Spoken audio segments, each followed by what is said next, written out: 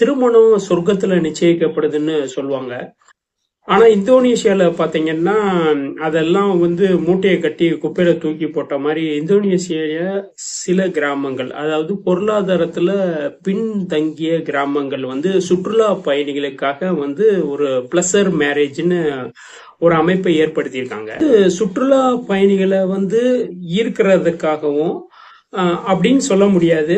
இது ஒரு contract marriage தான். அதாவது ஒரு சுற்றுலா பயணி வர்றாருன்னா அவருக்கு வந்து ஒரு பெண்ணை வந்து ஏற்பாடு பண்ணி கொடுக்கறது, அவர் தங்குறவரை அவருடைய மனைவியா இருந்து, ஹோட்டல்ல இருக்காங்கன்னா அவருடைய மனைவியா இருந்து அவருக்கான பணிவிடைகள் செய்வது, சமைக்கிறது எல்லாமே செய்யறது, லாஸ்ட் வந்து அவர் ஊருக்கு போறப்ப கிளம்பி போறது.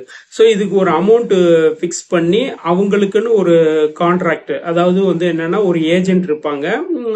ஏஜென்ட்டை வச்சு அவர் கூட மணி கொடுத்து அவர் கொஞ்சம் கமிஷன் எடுத்துட்டு மீதி வந்து இந்த பொண்ணுக்கு கொடுப்பாங்க. ஸோ இப்படிப்பட்ட விஷயங்கள் தான் வந்து இந்தோனேஷியால வந்து சில பொருளாதாரத்துல பின்தங்கிய கிராமங்கள்ல நடக்கும். இதுல வந்து என்னன்னா குறுகிய காலத்திலேயே வந்து பணம் சம்பாதிக்கிறதுக்கான வாய்ப்பு இருக்கு.